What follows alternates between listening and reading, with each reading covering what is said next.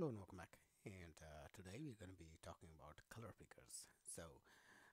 Basically, color pickers are, like the name suggests, let you pick a color, and they present a color palette that you can choose, or your user can choose color from.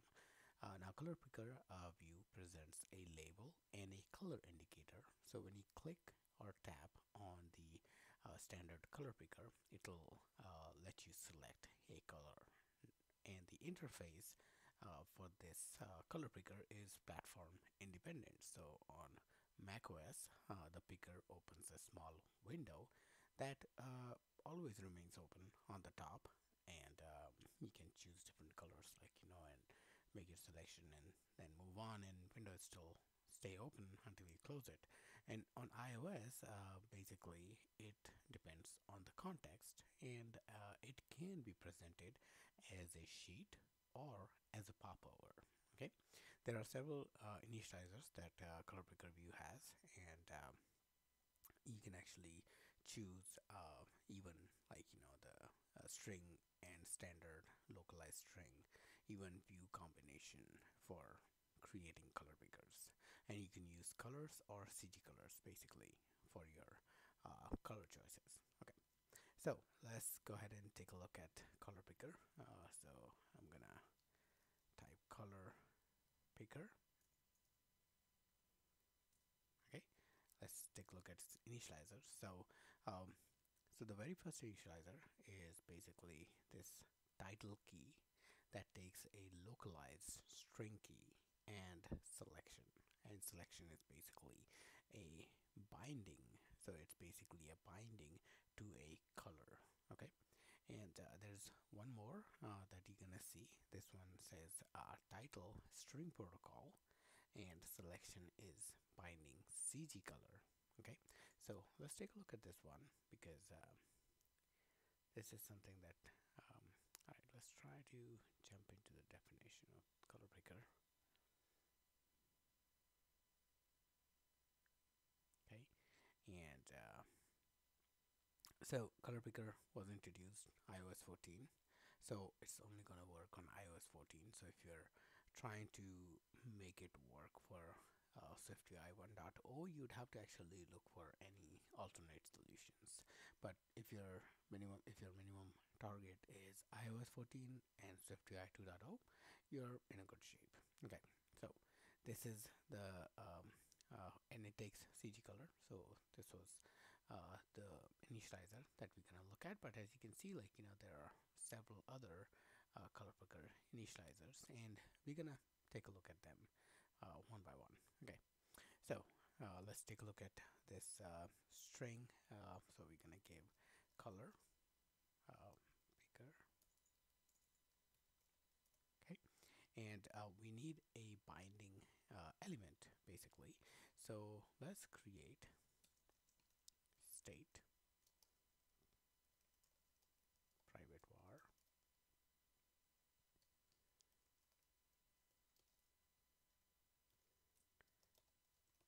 and we're gonna create a CG color, like the initial color. Okay, and we're gonna use RGB space for this. So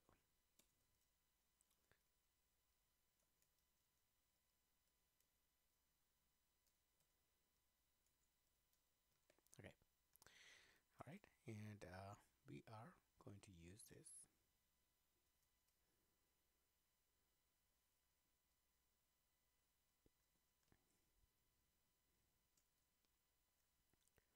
Let's create a title variable,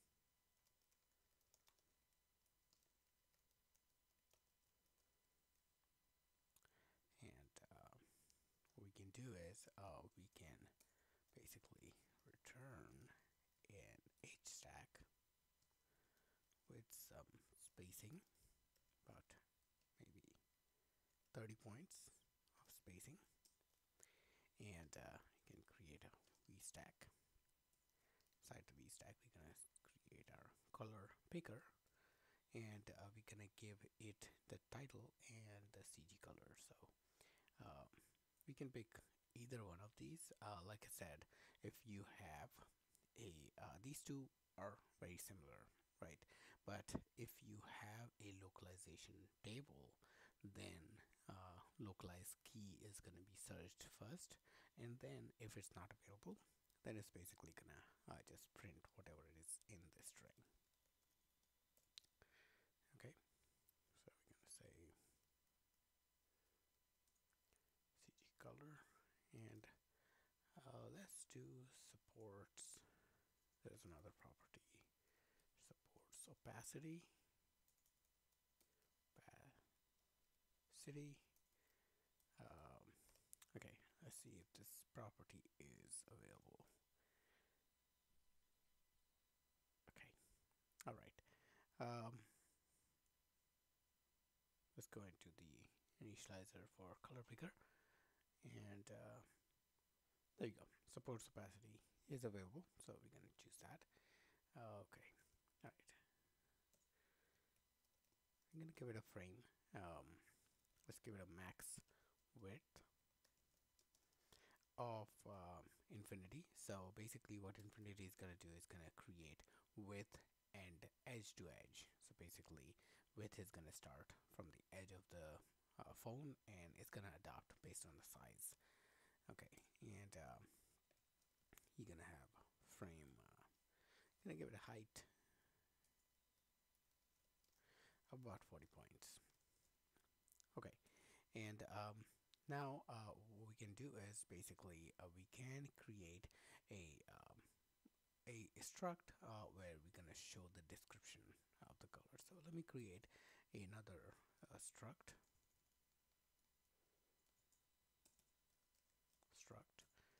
color description view, and here we're gonna say CG color.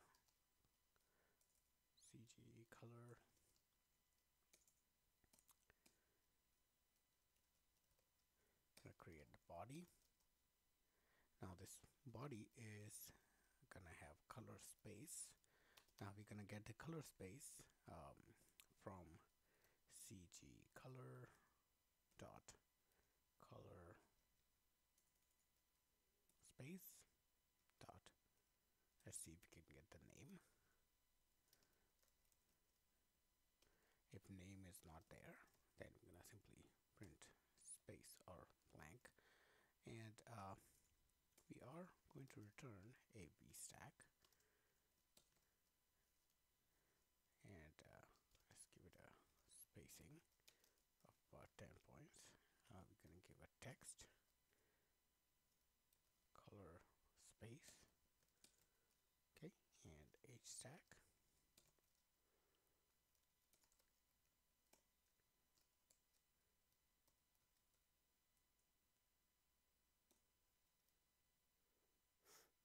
So CG color dot components. Let's see if we can get indices. Okay, so we are getting each individual indices for that color.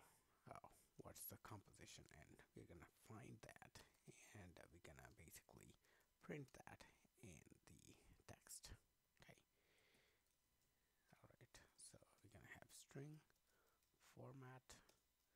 Okay, and the format that we're gonna follow is gonna be %.2f, and the argument is gonna be CG color dot components, and index, add the index that we are getting. Okay, and this we can force unwrap because we know that this is available. Okay, so now we're gonna use this color DESC color description CG color. We're gonna pass the CG color here. Okay, and now let's add some padding, about 20 point of padding, some frame with width and height, so 350, 200 width and height, and background. Let's give it a background of rounded rectangle with corner, not corner size, corner radius, about 15 points,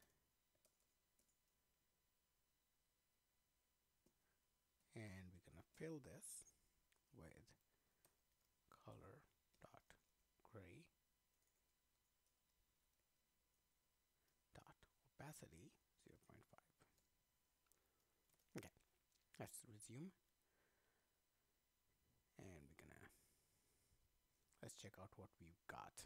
All right, while it's loading, one thing, if the supports opacity is false, then a color with opacity is basically specified, uh, and if the color with opacity is specified, then its value, um, like the opacity value, is stripped off from the color selection. So what basically that means is, if let's say, um, if you have a um, if you specify this guy supports opacity as false, right?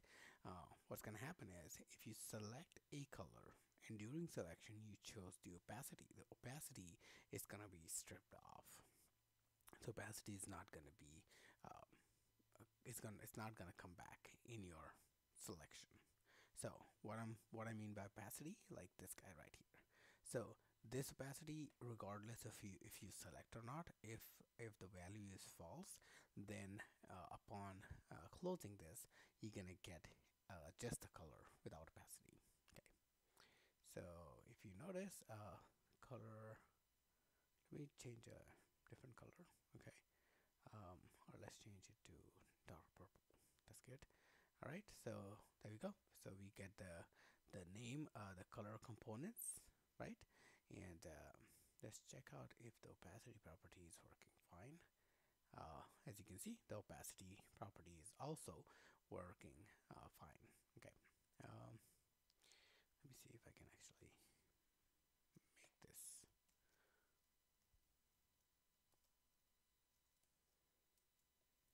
Okay. All right. Perfect. So you can see it better.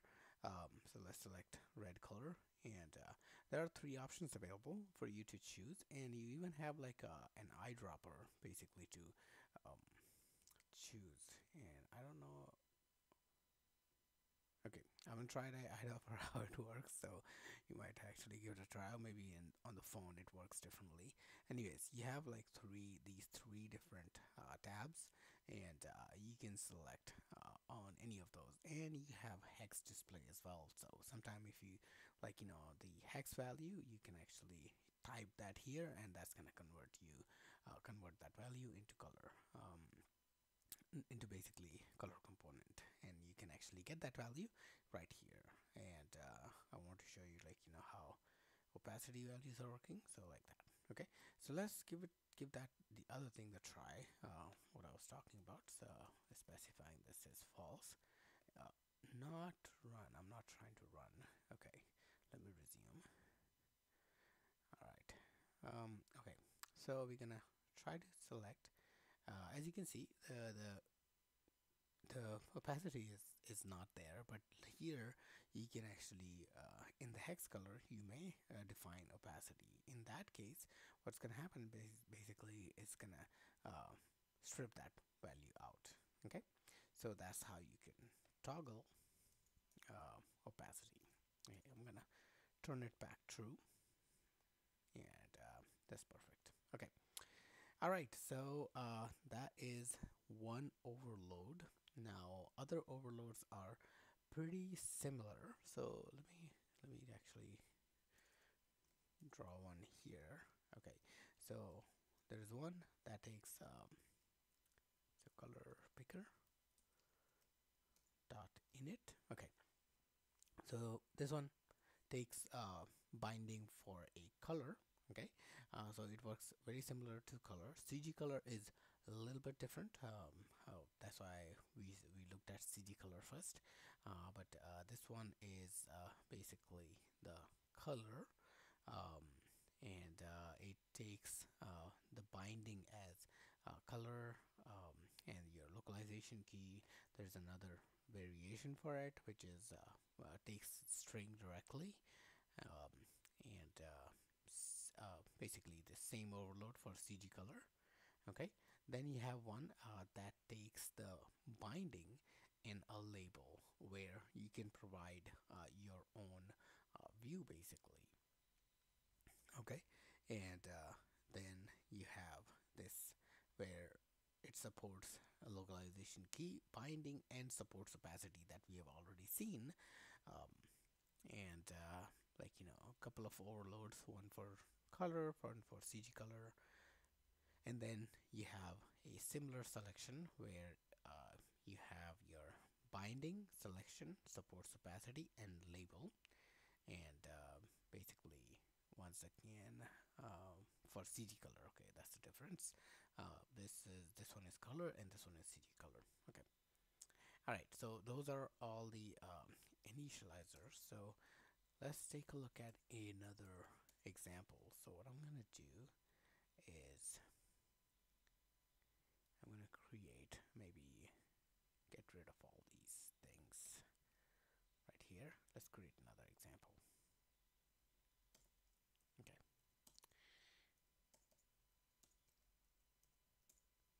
All right.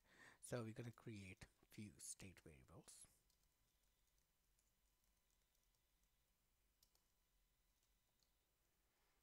So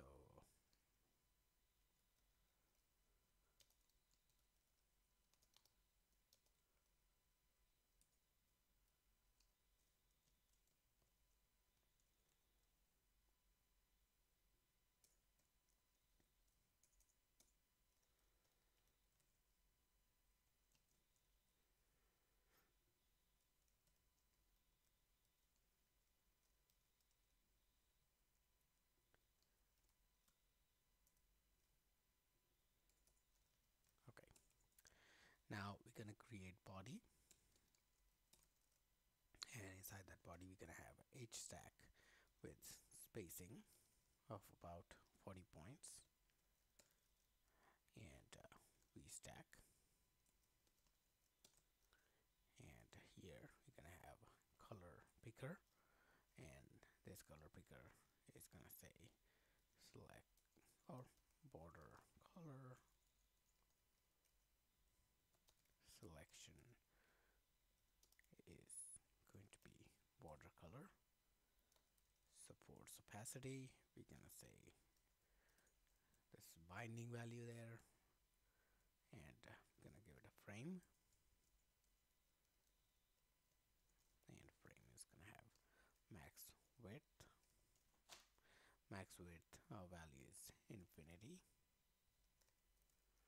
Okay, and frame with height as 40 points. Okay, let's go ahead and build and see what we have. Okay, all right, so that's not all right.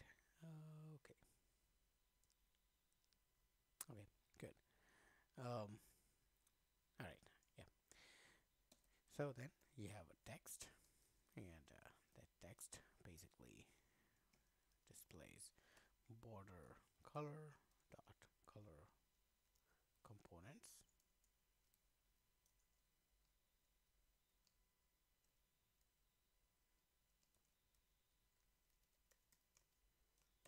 Let's see if that color component is part of border color.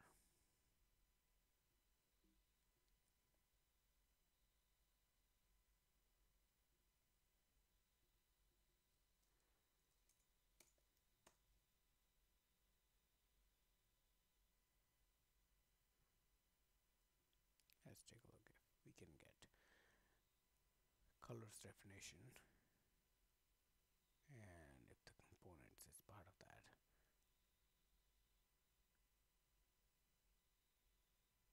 All right, looks like not. Okay, that's fine. Okay, okay, let's render this.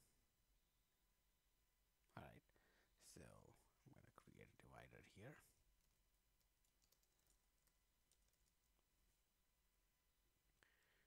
And it was okay, divider, and then you're going to have another color picker.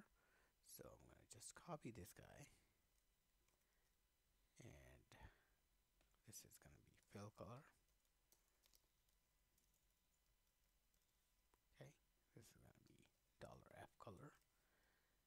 supports opacity is basically the supports opacity, and we are going to use same values. Okay, so let's resume so we can see what we got. Okay, there we go. All right. Now we're gonna add some padding. Give it a frame with width and height. So 350, like we selected last time, 350 and 200, and then we're gonna give it a background. Background is gonna be rounded rectangle with corner radius of about 15 points, and let's give it a fill of color dot gray dot opacity 0.3. Okay, awesome. All right, then we're gonna create a v-stack, spacing 20 points, z-stack, circle, that is, which is gonna have a fill, and this fill is gonna be F color. Okay, and then another circle, which is gonna have stroke, and this is gonna have B color, so basically the border color, with line width as maybe 4. Okay. All right, and we're gonna have a toggle, which is a toggle which is going to basically add supports opacity. So supports opacity value, so we can actually is on, so we can toggle supports opacity or update the supports opacity value right here. Okay, and then we are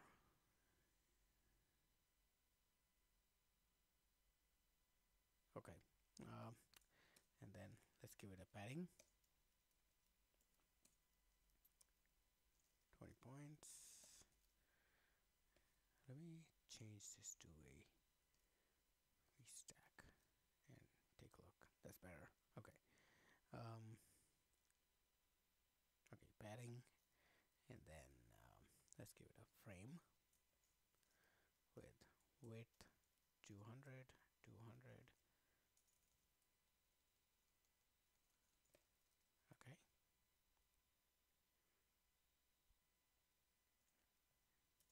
All right, and that should be it. Okay. Alright, so one thing we can do to extract the color components out is we can create an extension in color, okay, and we're gonna get the color components. So color components, okay, and first we're gonna guard let the colors, okay, let's crash that because it's gonna make our video super long. Okay, all right, we will probably do it later. Okay, so let's see what we got. So if we resume, you're gonna see we have like these border color and fill color. If I select and change the border color to something else, and fill color to something else, as you can see, it's actually working just fine. We can select the opacity and everything. There you go. We can turn off the opacity, and the support for opacity is gonna be gone.